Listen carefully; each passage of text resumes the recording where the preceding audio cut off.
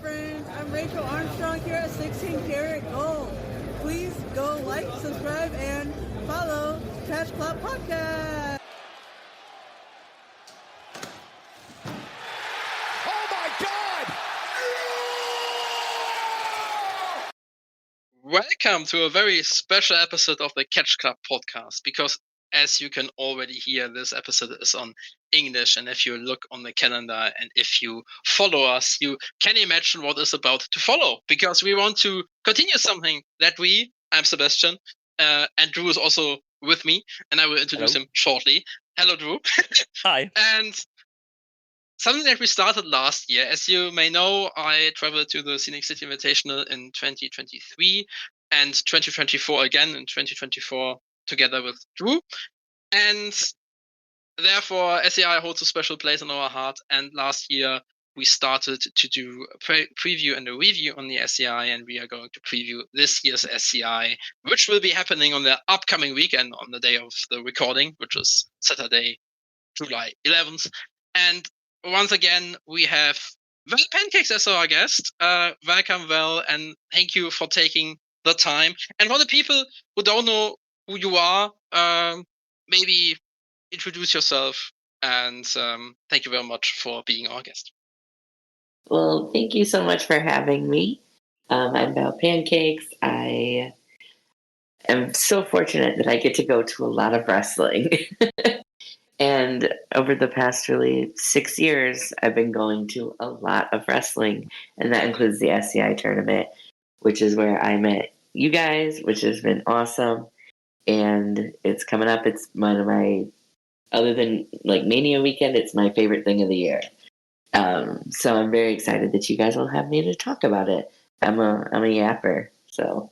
The joy is on our side. So, yeah. And as always, we don't just have the Scenic City Invitational Tournament shows. We have a whole weekend, and therefore we would like to start with the prelude, so to say. Because on Thursday, July 16th, we will have James Chook Presents Night Zero. So first of all, for the people who've followed the SCI over the last years, normally we did have a TWE show on the night before. And last year we had Red Bank Roulette as a TWE show, which was already different to the shows that we had before. And this year we have Jameson Shook Presents. For the people who don't know it, Jameson Shook, the wrestler, has established a series of shows that he does, I think, like about every 5 to 6 months. And this year, one of these shows will open the weekend. The match announcements include, for example, a Bull Whoops and Boards match between John May Murdoch and Big Dave. A Fans Bring the Weapons match between Tank and Dmitry Alexandrov, or the Elevation Death match between Jameson Shook and Nino Extremo, among others. And of course, we want our guest to start. Well, what are your expectations of this show? Just looking at the people that are booked and knowing that it's a Jameson Shook show, I imagine that there will be a good amount of violence in this one. Probably, I could see some weaponry being used. So it should be kind of a more hardcore way to start off the weekend than maybe like last year was so goofy with the roulette. It was so much fun. And this will be fun too, don't get me wrong. But I think that just looking at the lineup and the people that are booked, that it's probably going to be a lot more heavy as far as the action is concerned. Who, as someone who's, I think, reviewed every of the Jameson Shook Present show that took place so far, I think we've talked about everyone here. Yes. On German, of course, not on English, but we had them in our reviews. What are your expectations going into this? I'm really looking forward to that show. Like Van said, we can expect a lot of violence, I guess, on this show, which is always a great start for a weekend like this. My question for Val is: do you prepare for Fans Bring the Weapons, so to have something that you bring to the arena?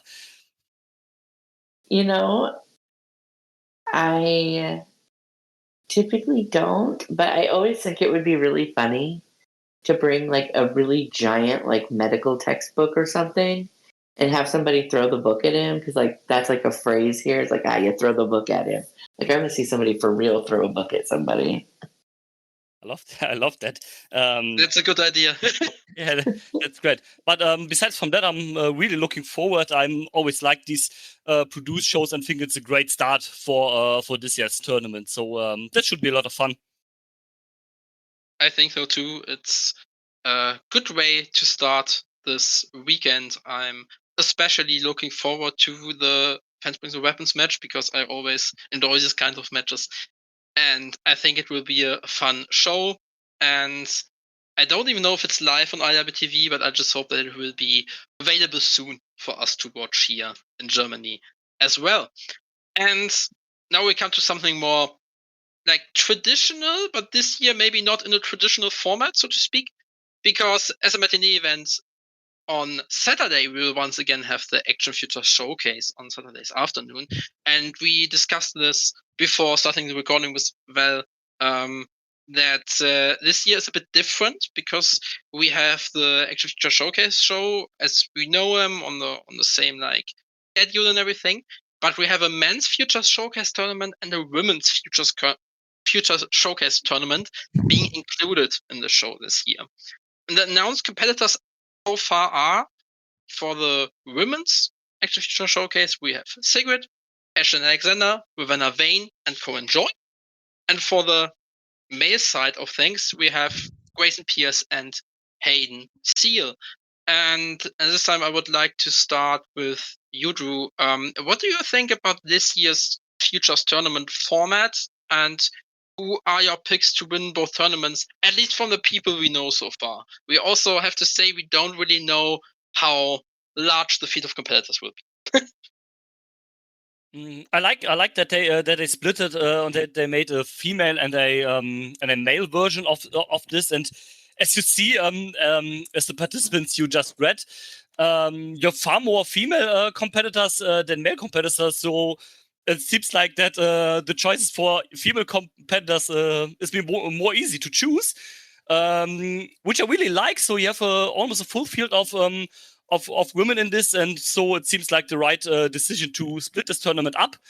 And you have far more people, women that are graduating in this scene. So it only makes sense to split this up and have two different tournaments, I think. And that means also you have two spots for SCI this year that will be fighting for in the future showcase, and I really like that. I didn't even think about this one, but given the past that the Futures winner always got, you're absolutely right. So for the winners, you have just two men, but I think from what is announced, I can imagine Grayson Pierce. Maybe I like him a lot, so he's a great talent, and maybe putting him in the SCI next year seems to be the reasonable fit, I guess. Yeah. So for the women, it's a bit more difficult because I like them all really well, and they're all really good. But my money here is on Ravenna Vane. I like her a lot, and I would love to see her win the tournament, raising the trophy, and moving to SCI next year. I can just agree with the male field. You can't say a lot because probably we will still get a few more talents. But with the female field, I feel like it's almost screaming Ravenna Vane. I wouldn't have even been surprised if she would have been in SCI this year already. So you mean it screams like a vampire? That she's doing. Exactly. The other one I could imagine is maybe Corinne Joy, but Ravenna Vane is a favorite for me. How do you see it, Val? What do you think about this year's Futures? Well, I have to agree with y'all. With the men, it's really kind of too hard to tell. I have two to pick from. Toss up for me either way. But I based on who's announced so far, I also think Ravenna Vane is a solid choice to win that. She's really been putting in the work, and she really has like a full-fledged, character and vibe about her, and she's really been improving over the last couple of years, and I would love to see her like you guys said, in SCI next year. So Plus, anytime we can get more women wrestling, I will advocate for that 1,000 times out of 10 because I love to see more women represented in wrestling just generally, but especially in these historically male tournaments. Anytime we can get more women on, I'm about it. That's great timing because in a few minutes we will talk about the female representation in the tournament. And now we will talk about who is in it this year. And just for the viewers, I will read out the matches, then we will talk a bit about the field and a few other aspects, and then we will talk about something that will happen on night one. And at the end, we will talk about the matches, who we will think will win it, and so on. So the matches this year, and shout out to Matt Griffin, because all the matches were announced just days before we did this podcast. When I started to plan it, I didn't have anything, and then I had everything at once. So thank you very much, Matt. Greetings to you. And the matches are Anakin Murphy versus Big Dave, Tyler Franks versus Joseph Alexander, Zaya Browner versus Dimitri Alexandrov, London Lightning versus Mackenzie Morgan, Danny O'Ryan versus Shimbashi, Effie versus Kelsey Reagan, Tyler Stevens versus Chase Holiday, and Sal Renaro versus Kenzie Page. And my first question goes to you, Val. How do you like this year's field of competitors? You know, I like that they're doing all first timers. Not that there's anything wrong with anybody that's been in the past, but it had gotten a little like samey. And it's really cool to see a whole slate of new people, especially, guys that are kind of from the, that frequent the TWE, like your Big Dave, like your Anakin Murphy, but also people from, I guess, Tyler and Kenzie maybe, but also to have somebody like Effie come in and do this. And then, to pull Isaiah Broner and Dimitri. And then, of course, Danny O'Ryan and Shimbashi, who themselves are a tag team called New Fever. I like seeing a lot of different competitors and more women. Also, I love Mackenzie Morgan. She's my girl. Shout out Mackenzie Morgan.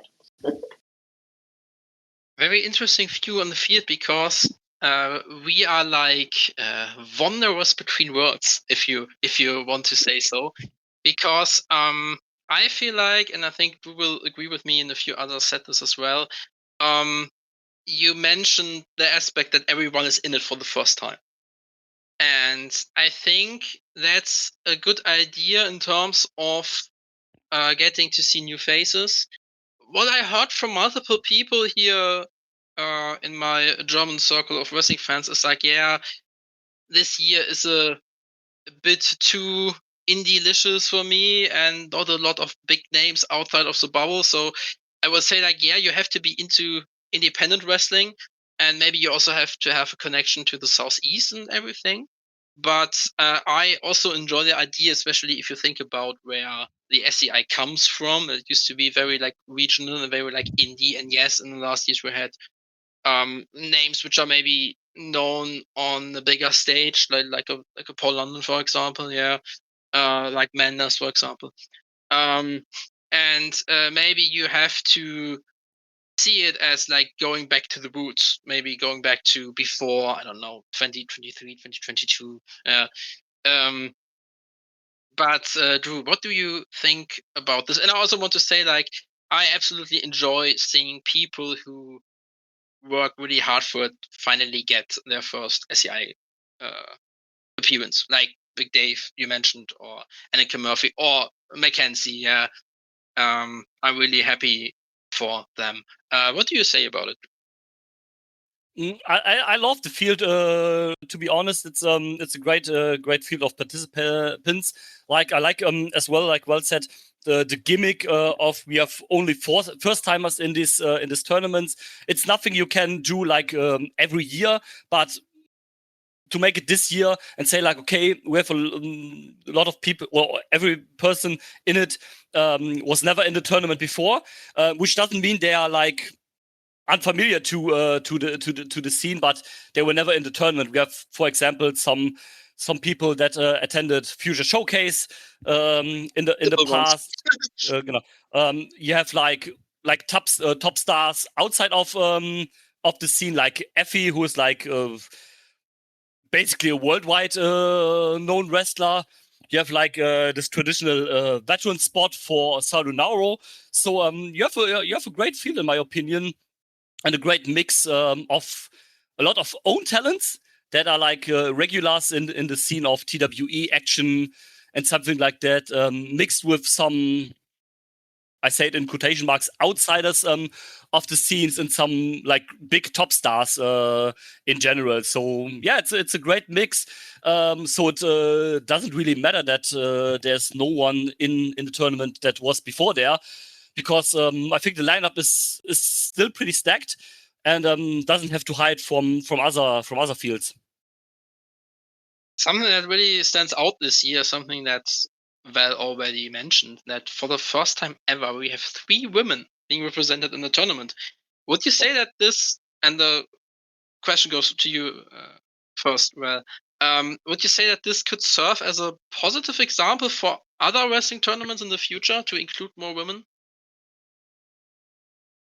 Yeah, I think so. I mean, like I said, anytime we can incorporate more women into these traditional male tournaments is a step in the right direction. And, with Mackenzie Morgan, Kelsey Reagan, and Kenzie Page, I've seen them all have matches against men before. Like, this isn't new to them. And I like intergender wrestling. I think that wrestling is wrestling, no matter who's doing it. And if, Rey Mysterio can beat the Big Show, then why can't Kelsey Reagan beat Effie? Yeah, it's like the whole argument with the suspense of disbelief.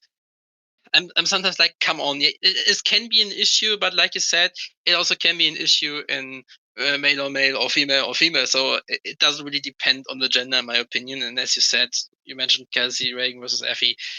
It's not really that you would see them and say like, oh, one of them has a massive like advantage because of physical appearance or something like this, though, or like physical how they are built and everything, overpowering the other ones. So I absolutely agree with you.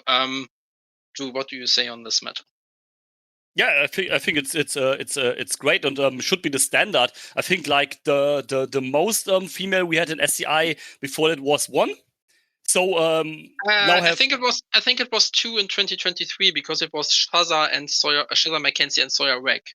I think. Oh, you're right. You're right. Yeah. But still, 3 now is an upgrade from that. So we have 1/3 absolutely of the field basically are female. Maybe we are sometime at the point where we have it half and half. I think that would be great. But no, you have to take easy steps on that. So that's okay. And I think 3 in general is a good sign for that, and I love that. I like all 3 women of them, so I think they have all deserved their spot in this tournament, and it's not wasted with them in, I would say. Yeah, maybe it could be the start of things to come, that you maybe say like, okay, next year we have 4, which would be a 4th then of the competitors, and maybe slowly but steadily. Yeah, and we never had a female winner of SCI, so it's the best chance this year to have this finally. We never had a female finalist as well, and we will talk about this may change this year later on. But one thing I want to do before we talk about like the matches and everything, we have to address this because it's really the question: how special will this year's SCI be, given that it will be the last SCI of SCI Inventor? Scott Hensley, greetings, Scott, when you're hearing this. Before stepping away from wrestling at the end of the year, and I would like to start to answer this to myself, basically, because I feel like it's very special because it's the end of an era, given that Scott founded this over 10 years ago, and that it was like his idea, and then he got people like Dylan, like for the people listening, Dylan Hayes, for the ones who don't know what I'm talking about, people like Matt Griffin involved, and yeah, it really grew into something that he maybe wouldn't have expected himself. So I think it will be emotional for him. I think it will be emotional for everyone else. I know there are still a few shows for him coming up this year, so it's not like his final goodbye. And also, at least seems like maybe he will come back here and there. It's just like a personal thing. Has a lot going on in his life, so absolutely understandable. But yeah, I think that's definitely will play a factor into making this special. Would you agree, Drew? Yeah, absolutely. Of course, I have not that deep connection to Scott like maybe the two of you, but he's the founder of this whole thing. Without him, there would be no SCI. So it's always sad when someone that deep into it leaves it. I think the reasons you explained are totally fine and absolutely reasonable. But it gives the tournament a bit more emotional side. He's a huge part. He's the ring announcer. He announced every match, every show, every participant. So he will be missing, of course. And maybe we have a little surprises down the tournament with like a farewell celebration or something like that. He just left at the end of the year, said, but that's the biggest platform to say really goodbye to him. So maybe the rest of the team has something planned for him to do that or something like that. I can see. As the only one of us who will be in the arena this year, Val, what is your view on it? How will it be for you that it will be Scott's last SCR? You know, I think he's done a really great job of making something that people really revere and come to. I mean, you guys come to it from all the way in Germany. So the fact that it's something that really draws people to this city, and I think, you know, of course, obviously with the help of TWE and, you know, Action and Matt and Dylan have really built the scene up here. You know, Southeast First didn't become a thing until it did. And I think that SCI had a really big part in that. And Scott's, you know, very instrumental in creating a place for people to get a bigger platform. You know, people that are here. And then to bring in other people and, you know, to really elevate wrestling in the area just by virtue of having, you know, this little tournament, quote unquote. But also it's wrestling and nobody retires forever. So I'm sure that he will still, you know, maybe be around or maybe just not in such a capacity, you know. Maybe just for fun. Absolutely. And I would also like to take the opportunity to say thank you, Scott, for everything you did for wrestling in the Southeast, for independent wrestling in general, for people who made their first step there and are now at very big places in wrestling, for people like me who, because of SCI, got to experience Southeast wrestling, who got to meet a lot of people, who got to make a lot of friends who are still my friends today and who are supporting me through a lot of hard times. So thank you very much for everything, Scott. And I really hope to see you somewhere down the road. Yeah. I just wanted to say that. So now, before we talk about the matches of the first round, I want to talk about something else, because Mans Warner laid out an open challenge for his IWTV Championship for night one of Scenic City Invitational. And now the big question is, who will answer it? Who do you think will answer it, Drew? I'm pretty sure it will be John Wayne Murdoch who accepting that challenge because he's the night before at the Jameson Shook show. He's already there, so I can imagine that he's at least the day after, maybe the whole weekend he's there. He said something on X like, let's do this or something, and he's a deathmatch wrestler. He's a great deathmatch wrestler. Mans Warner does a lot of death matches, so I can see that they're fighting in a deathmatch for the IWTV championship. So that's my pick. Great pick, I think, and I think he's the most logic answer. I also don't know on the other side if maybe this is all trying to lure us into a false sense of security that we think we know who it is and then it isn't.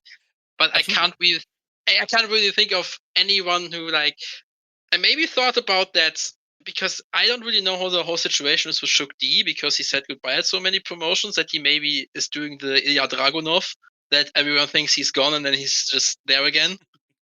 So for the people who don't know who I mean, Ilya Dragunov, who's also now from WWE, used to be at WXW, and there was a storyline where he hinted at going away, and then he was a surprise competitor in the championship match on day 2, and there was like a legendary moment in the Turbinenhalle in Oberhausen and everything. Yeah, all German listeners know what I'm talking about. I think.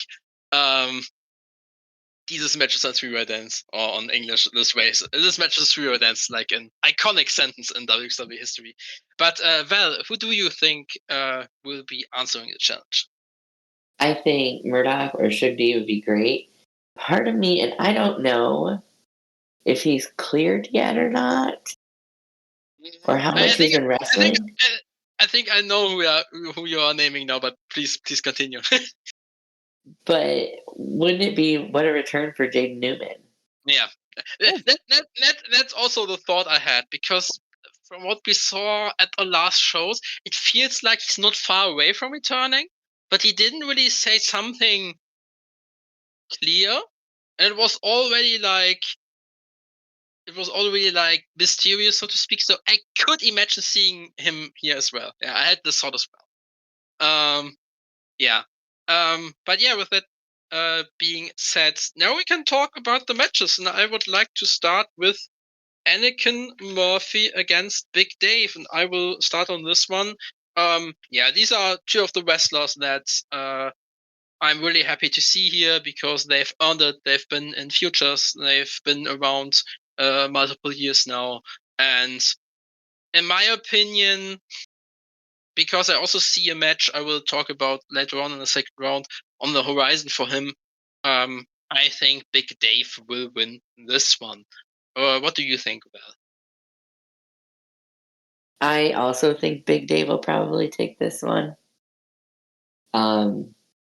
Just because I feel like he's really, and to both of their credit, actually, they both really worked their way up through doing a lot of TWE shows and kind of getting a footing. But ultimately, I think the biggest man alive is probably going to take this one. Would you agree? Sorry. No problem. I actually not agreeing on that. Interesting. First of all, the most sad thing about this match is that one of these guys has to left the tournament in the first round. It's really sad, I think, because I like them both a lot. But I'm going here for Anakin for a reason I will explain when we talk about the second round a bit deeper. But I think, I don't know why, I think you can make a good story with him through the tournament. And I just like him a little bit more than Big Dave. So, yeah, he has a lot more opportunities in the recent months, like seen in GCW and something like that. So, yeah, my money is on Anakin Murphy on this. You can absolutely make an argument for that. And you can also continue, Drew. What are your thoughts on Tyler Franks versus Joseph Alexander, and who will win it in your book? It is for me a little bit of the dark horse. Maybe it can surprise a lot of fans. I think I'm not that familiar with Tyler Franks, but I like Joseph Alexander, so I pick him here for the victory. I also picked Joseph Alexander.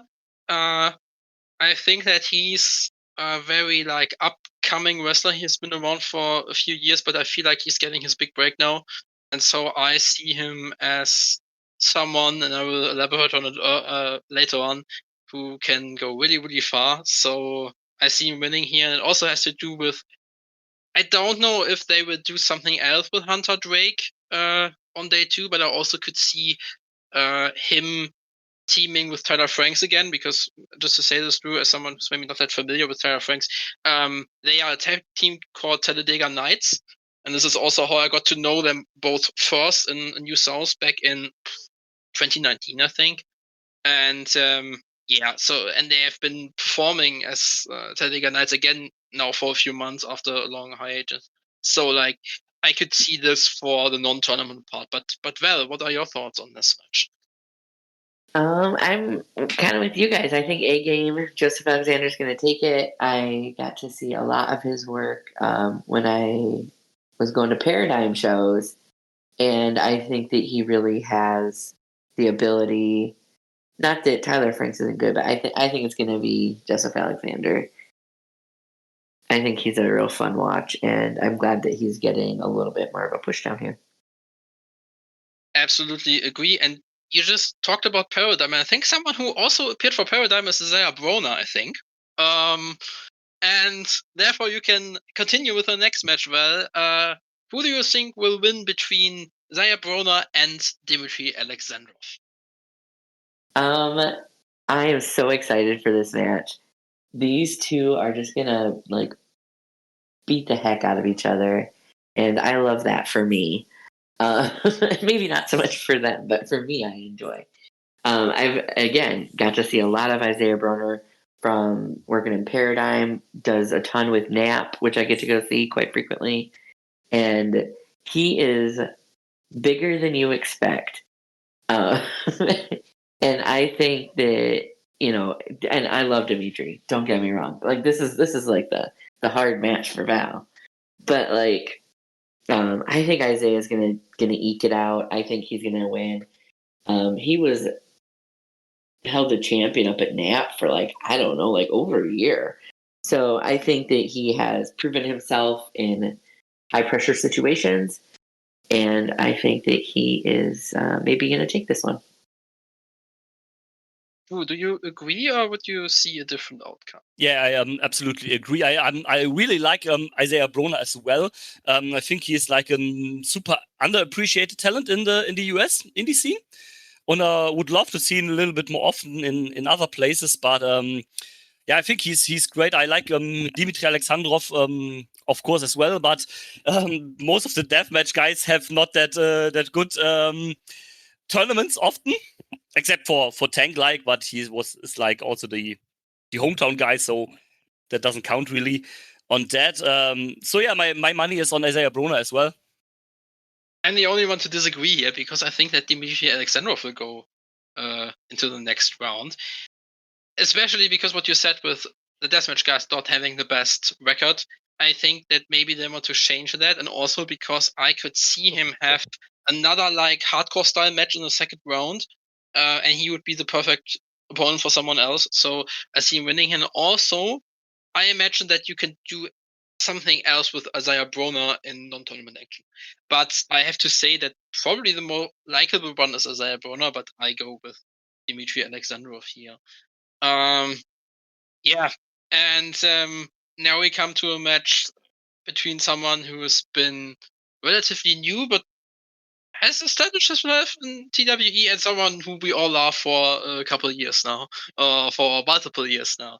We have London Lightning versus Mackenzie, Morgan, and Drew. Who do you think will win this? Mackenzie is absolutely 1,000,000% gonna win this match. I'm pretty sure about that. He's just great. I don't have to tell you guys how great He's Mackenzie awesome, is.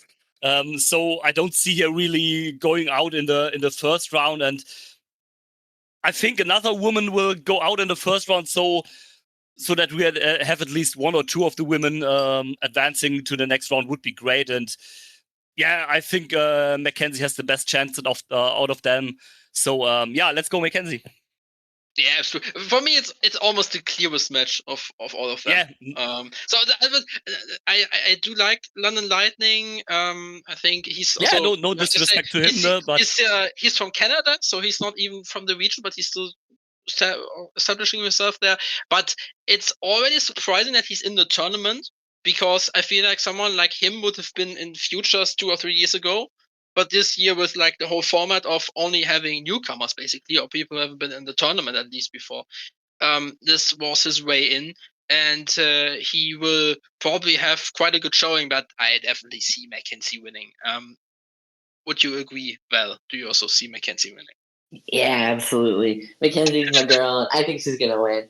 She is so much fun to watch. She has so much energy and presence about her. I love watching her matches. I'm so fortunate every time I get to see her. She is such a delight.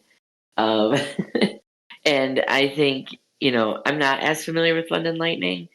And I think that's I think most people down here probably are feeling the same. And Mackenzie, she's been in futures. She's, done TWE shows. I think she's gonna get the win. I just love her. I think she's great. Yeah, absolutely. I think we all love her, and she's just very infectious in the most positive way, because she just has great face charisma. It's just, I think, a great human being overall, also outside of the ring.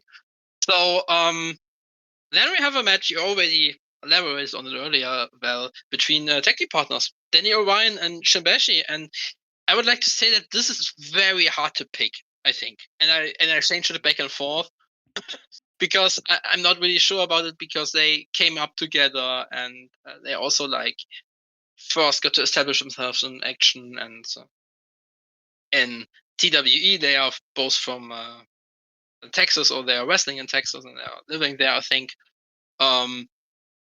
And yeah, it's hard to predict. I think Danny O'Ryan will win. Also because I have an idea who his second round opponent could be. And I also have an idea what you could do with Shimbashi. But it's basically a coin flip. So who do you choose, Drew? As you said, I think as well, it's a coin flip. It's like the most open match maybe of the first round. You can just argue it doesn't really matter who win, but I think that you have two tag team partners that facing each other is a nice little twist in it. For me, it's like 50-50. But I'm going here in my sheets with Shimbashi. I have him as a pick just because I like him a little bit more. I'm a huge fan of his work, so I could see him maybe in the second round, and I think he can work a pretty good heel. So in how I booked the tournament, I need a bit more heel, so he can fit that role throughout the tournament a little bit better, in my opinion. So I have him as the winner. What do you fancy to win it? Well, So I think it's very interesting because they were both in futures, I think, last year. And looking at just the field, 7 of these people I know were in futures. So that's almost half the tournament that had a futures appearance, which is kind of cool. Yeah. I'm going to go with Shimbashi on this one. He's been really tearing it up. I saw him have a real banger of a match against Calvin Tankman, which he called out Calvin Tankman. Who does that? Crazy people do that. I heard that he wrestled last night at AIW, and I want to say he wrestled Joey Janela. And a friend of mine that was there said that match was fantastic. I saw Shimbashi for the first time a couple of years ago at Unsanctioned Pro, and I was like, this guy, so much fun to watch. And it's been really cool to watch him progress, even just in the short time. And I think that he would be a great pick to move on. No disrespect, well, maybe a little disrespect to Danny O'Ryan. All in good fun. We give each other a hard time. But I think that his attitude will probably get the better of him. Yeah, and you can also continue because we have the next female competitor in the field, and we already shortly talked about this match. We have Effie as probably the biggest name in the tournament against Kelsey Reagan. Who do you think will win this? And what do you say about this match? Like you said, Effie is probably the biggest name in this tournament. And this one could go either way for me. but I am gonna say Effie moves on, just because he has, maybe a little bit of an edge, maybe an experience. Yeah, Drew, would you support the statement, or would you see Casey Yeah, Reagan? I absolutely support this. I'm a huge Kelsey Reagan fan. I love her as a wrestler really much, but he has like maybe the toughest opponent on this. Like from a star quality, maybe he's Effie is like the big fly-in, like we would call it here overseas. And which is funny because he's from Atlanta. He's not from that far away, yeah, but I know what you mean. Yeah, he's not flying in, but he's not a regular in the scene and like in the companies that support the SCI. But so I don't really see him going out in the first round. So that you have not pick him up into random non-tournament stuff for the rest of the tournament, so that he moves at least to the semifinals. I don't see him going out in round one either. To be honest, I think almost everyone that you would have said against him, I would always have picked Effie. So yeah, absolutely. So it's a bit drawing luck for Kelsey to have him. Drawing luck in quotation marks, yeah. Absolutely. And the next match we have, Drew. Who do you think will win between Chase Holiday and Tyler Stevens? Well, I really like this matchup, like a hoss fight, like in Germany we would call it Wemserei, and would chant we would chant auf die Fresse, which basically means hit each other in the face really, really hard. So you guys have a phrase for that? Yeah, we have. Yes. Yeah, we do. And the funny thing is, this is the first thing that every fly-in at WXW learns. I feel like they learned it before, like saying hello or my name is. This is the first thing. And it goes even so far that Shigehiro Irie, who used to be WXW champion, he even took it and brought it to Japan and started to use it within matches in Japan. And at first, no one really got what he was saying, but I think even a few other Japanese wrestlers started using it. Like people around Shigehiro Irie, so yeah, extra praise for that. I'm gonna need you to teach me that afterwards. Side by side. No problem. I will. And this is like also the first thing that I think people want to learn. If we like greetings to Mendes, if he's hearing that, I think the first thing he learned was auf die Fresse, and the second thing he learned is how to say "fuck you" in German. It's true. It's true. Yeah.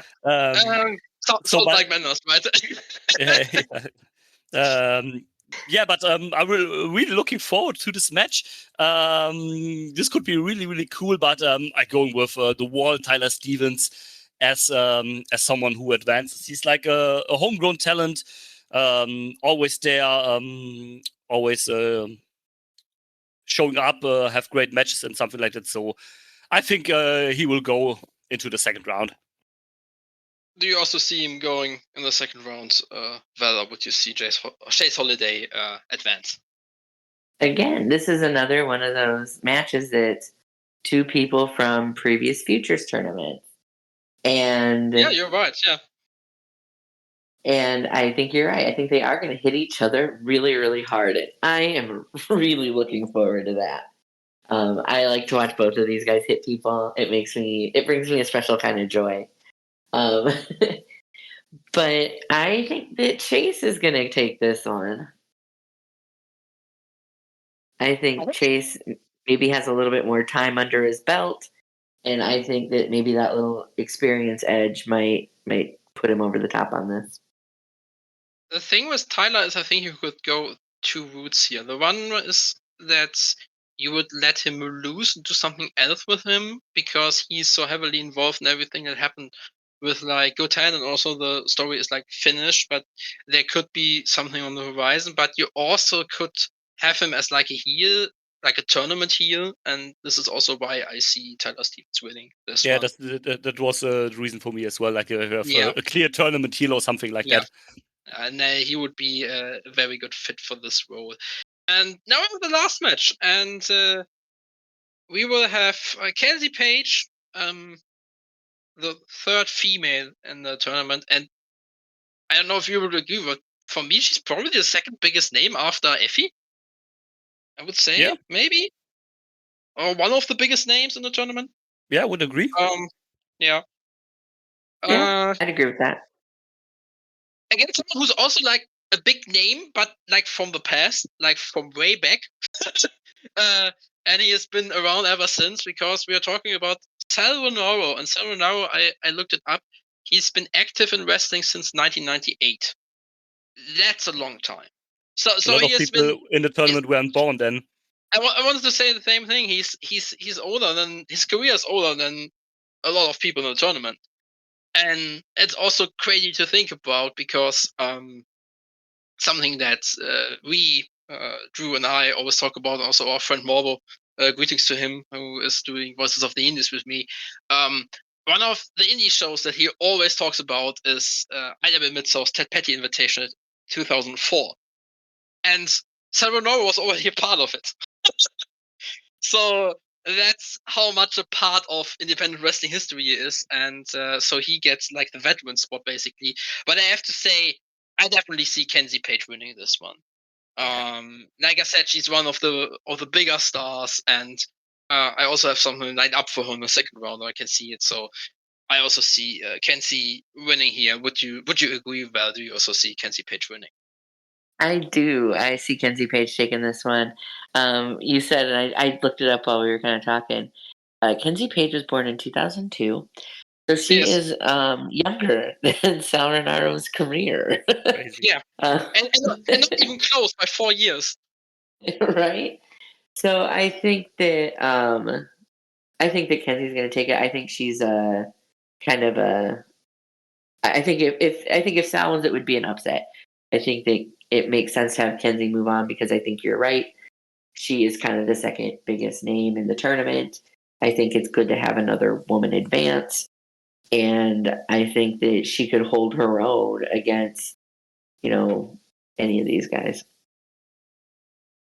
You agree, Drew. I think from what you already said, I think you do. Yeah, I absolutely agree. Like, no disrespect to Sal Rinauro. He's like a legend in this, but he's not in it to win it. He's just a little bit for the fun factor, for the veteran spot.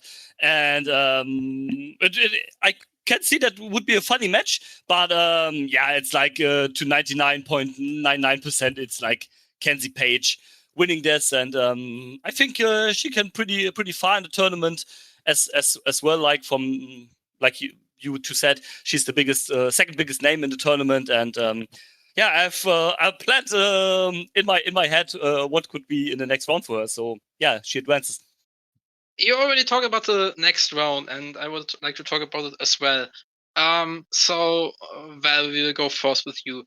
Who do you think will, or do you have like matches in your head that could take place in the second round?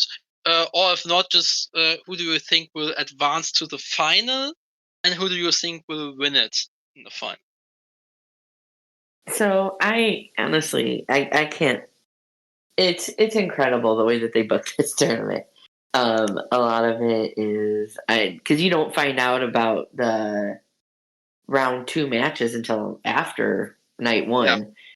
So I mean, it's not like there's brackets or anything where you can predict it. We can just guess, basically. Right, but I would love to see, at least in the final 4, probably Kenzie, Broner, Shimmy, Kenzie, Broner, Shimmy, and Effie. Interesting. Those are my final 4. How they get there, I have no idea. Okay, but if you have these 4 in the final, who would you see winning it? All of these 4.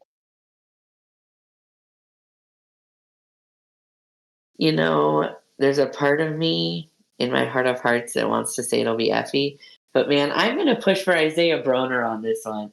Like that, he is so physically intimidating, and he's just, I've been so fortunate to see him just beat ass at NAP.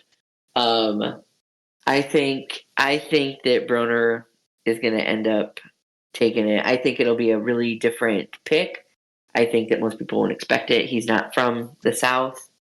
But I think that he absolutely has the talent and physical disposition and really also like the cunning to win the tournament. I could definitely see that because he's also someone who maybe could take the next step, basically. So I would see that. Do you also have any like ideas what we could be seeing on day 2 of Scenic City Invitational in terms of non-tournament action? Anything that you would imagine would come up? Any people, matches, whatever? So I think it would be interesting to see some of these guys, because I think they usually at some point have like a everyone that got eliminated from night 1 versus like divide them into 2 teams situation. And I think that would be interesting just to see like I think in the past like they've been like 4-on-4, but then night 2 I could see them incorporating a lot more of the like the TWE people. Yes. I could see like your Casey Owens or Jameson Shook. Like I could see them doing something night 2. And I think it would be like really interesting to see somebody like, Casey Owens versus Dimitri. Because they both do, death matches or more hardcore matches, to maybe throw that in on night 2. Absolutely. And I also could see like, because if I think about the matches, like I said, I could see like something, for example, like Tyler Franks and Hunter Drake teaming up against someone. I could see, for example, someone like Casey Reagan face Ravenna Vane. I could see some kind of multi-person matches, maybe also something similar to day 3 of 16 Karat Gold, that you have like what we always call like either like a flippy match where I would see someone like Annika Murphy or London Lightning in it, but you could also have like a hoss fight multi-person match where you could include, like you said, Casey Owens, where you could include if he wasn't in the tournament anymore, Broner or Alexandrov, where you could include Shibashi if he wasn't in the tournament, or Chase Holiday. So this is also why I think that maybe some of these guys could get eliminated because you could need them for this. And I have actually, and I think Drew has done the same, and we will talk about it shortly afterwards. I have tried to like book it and say like who are my people to advance to the second round or to the final, and how they do it. So the first match I see happening is Kenzie Page versus Mackenzie Morgan. Yeah, of course. Yeah. And I see the upset. I see Mackenzie winning this one. Because I feel like if someone beats Kenzie, it needs to be someone who's like a big fan, a big face, and who gets like a big reaction from it. And yeah, so I see Mackenzie beating Kenzie Page. Then my second match is a match that has a lot of history, because it's like someone who won the New South title from him, from the other person, and it's Tyler Stevens against Big Dave. And I see Tyler Stevens winning that, because for me, like, he's like I said, the heel, the tournament heel, basically. Then the third match I have is Effie versus Dmitry Alexandrov, because I could see them do another like hardcore match in the second round, and this would be it, because Effie has done hardcore and also like going into the deathmatch part of things matches. So I see Effie versus Dmitry Alexandrov, but with Effie winning. And then for like the very dynamic match, I see Danny Orion versus Joseph Alexander against A-Game, and Alexander winning it. So in my booking, I have Effie, Mackenzie Morgan, Tyler Stevens, and Joseph Alexander. And I could imagine that Mackenzie is the first one to get eliminated. And then you have like the shock with Effie being eliminated. And then you have Tyler Stevens and Joseph Alexander. And like I said, Tyler Stevens at the big heel. And at the end, Joseph Alexander winning it. because I could see A game go like the next step, and the SCI win would be the next step. So my pick for it to win it is Joseph Alexander is A game. How is your booking, Drew? Yeah, I went in a little bit of another direction. We have one match the same, like the Mackenzie Morgan versus Kenzie Page, like the obvious one. Like they have so much history together, so I can absolutely see that they're throwing that into the second round. Maybe it would work as the final two in the finals as well. But I think you have a better spot on if you put it in the semifinals. And I have as well Mackenzie going over and advancing to the finals. Then I have a match which I think could work really well as well, and this is Joseph Alexander with Shimbashi. It's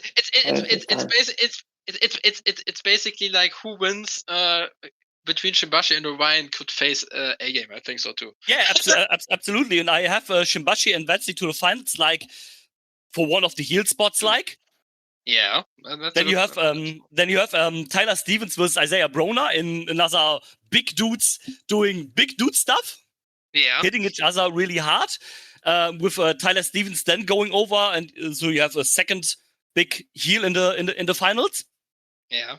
And then of course, if you paid attention to what I picked for the first rounds, we have what I think could be a really cool matchup in Effie versus Anakin Murphy. Yeah. Absolutely. Just to represent of the LGBT plus community, like facing each other in the semifinals. I think they could really work well. And then I give Anakin the big upset over Effie, kicking Effie out of the tournament and advancing into the finals. So my final would be Anakin Murphy, Tyler Stevens, Mackenzie Morgan, and Shimbashi. So you have like two big tournament or big heels in the final, and two like absolutely great baby faces that can cherish the crowd. And maybe you have Mackenzie and Anakin working together, eliminating Tyler Stevens first. Then Shimbashi comes, eliminates Anakin maybe.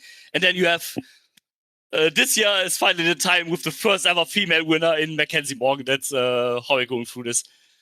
We'll definitely take this. I would love to see Mackenzie take this. I would have no hard feelings about that in the least bit. Me too. So you heard it here. Our picks are Joseph Alexander, Mackenzie Morgan, and Isaiah Broner. And now for the last part of our preview. For the first time, we have something else after the Scenic City Invitational, because we have a Blood and Honey series event in Atlanta, which is promoted as a bonus event after night 2. And Val, what do you think about this concept? Also, we didn't talk about this earlier. Will you be at this show as well? I will not, unfortunately. Okay. It's on a Sunday. I have to work Monday. I'm already 5 hours. This will be a problem. I think this will be the problem for most people. But you also have to say that like the location, the venue that they have in Atlanta, it's not that huge. So I think they're already like calculating that it will only be a part of people who, and of course you have to say, I mean, for your measurements in the US, 2 hours by car from Chattanooga to Atlanta is not that long. But if you would do it in Germany, and if you would say like, okay, on the day after 16 karat gold, we will have like a 16 karat bonus show, which is in Frankfurt, everyone would ask you, what's wrong? Most of the people don't do that. That's right. Yeah. So absolutely. But plus, I think, Atlanta traffic is notoriously absolutely terrible, and that is the exact opposite direction that I need to go. I'm already driving like 5 hours south to Chattanooga. I'm not going to drive another 2 hours south, and then like eight hours back to where I live. I wish I could do that, but alas, I cannot. I have to say, when I say like bad traffic, I still have to apologize to my friend Marcel, who accompanied me to the first SCI, because his first experience of American traffic was Atlanta. And we were like awake for 25 hours, and he gets to drive in the US for the first time, and he does in Atlanta, where you have to think about like 20 minutes in advance where you want to go, because there are like 8 lanes and 3 lanes on the left and 3 lanes on the right, and if you don't know about like turning right like 2 miles before, yeah, you are damned. So yeah, he did a phenomenal job managing all of this because it was all a lot. Right. Yeah, but I can absolutely understand it. What do you think about this concept in general of having like a bonus show and also of having like this show? I like the idea of it. I wish it were closer, but I get that it's where Blood and Honey typically runs, if I recall, or at Yeah. least in that general area. So I get they want to bring it back home. Unfortunately, that just means that I can't go. But the Blood and Honey shows are very interesting if you like deathmatch wrestling. I would recommend checking them out. It's a super fun watch. I watch them when they go up on IWTV. Yeah, I mean, me too, and I also think that it's definitely, I would say, like, they know that it won't be possible for anyone, but if it's doable for you, it's just an option, and it's nice to have options, in my opinion. So it's a good thing to have, and of course, it's hard to do on a Sunday. But if you are from that region, if you're from Atlanta, maybe if you're also from Chattanooga, because it's at least not that long from there, I think it will be a great show to go to. What do you think, Drew? Yeah, I like the concept as well. I didn't see that much shows, but I think they are always funny. And I always cheer when I see the cards and like this time again. And then you see Matt Griffin is on the card wrestling. Like I wanted to say the same thing. Yeah. Yeah, he runs a tournament that weekend or co-runs it with, and then he's getting in the ring as by himself and doing some deathmatch stuff. Is always funny to me. The best part about this act is always Cooper. Also, a shout out to Cooper. We had him as an interview guest on. It was one of the funniest episodes we ever had. I really had struggle keeping a straight face, like reading out all the T-shirts that he does and all the slogans on it. It was hard to not burst out laughing. But yeah, I would absolutely agree, and I would also like to talk about the last point that I have here.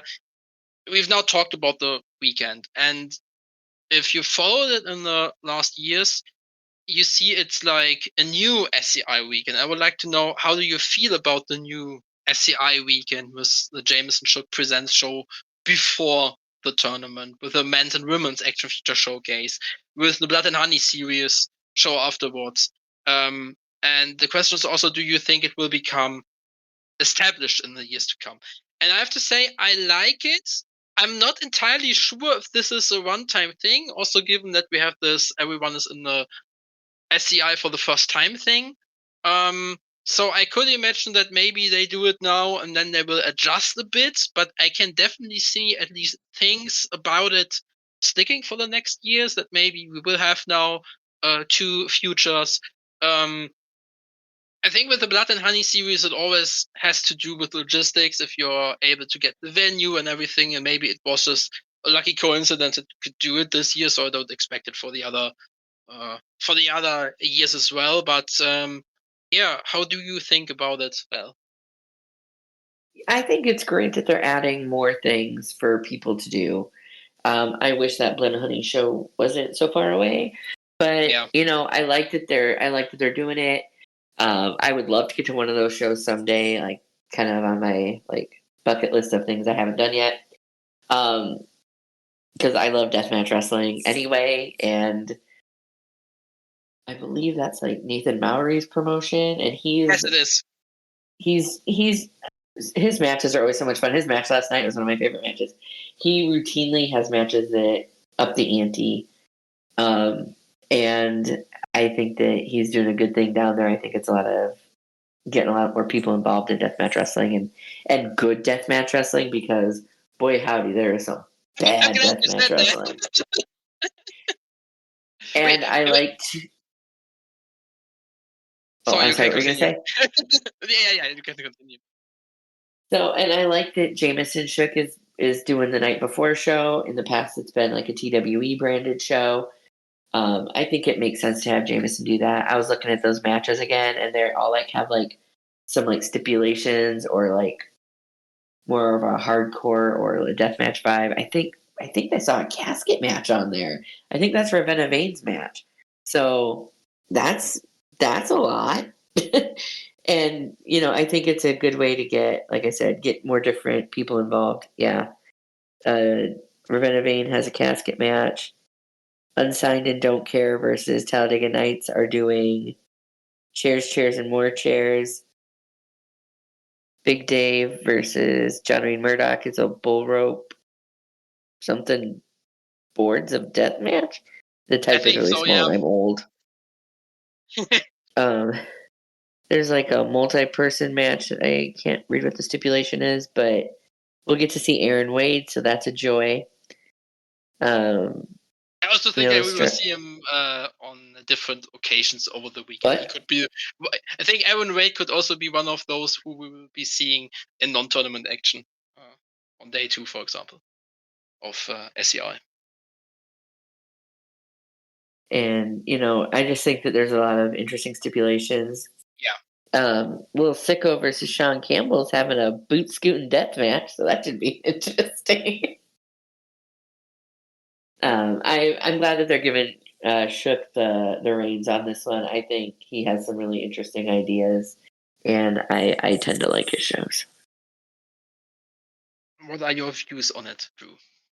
Yeah, I can totally agree. Like, and I think it's totally fine. Like, to try something new, things out. What works better for weekend like this. I mean, Sebastian, we too are like a little bit spoiled because every year in March we have one of the biggest wrestling festivals worldwide with a lot of stuff around it as well, which obviously, of course, changed over the course. Like we have like lotteries and bonanzas and indie wrestling summits and friend showcase.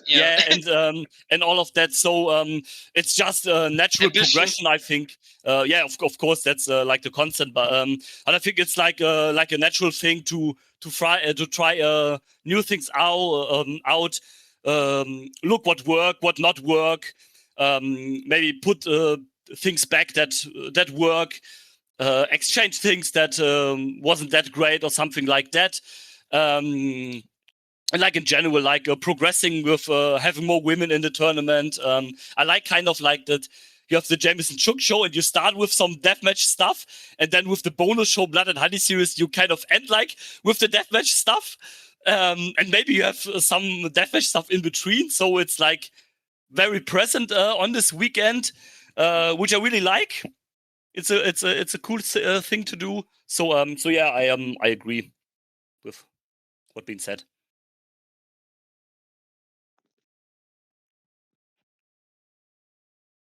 Can you hear me? Yeah. Okay, I just lost a little bit. I think my connection went a little bit loose. No, not like the internet connection, but with my headphones. But no problem. Were you finished, Drew?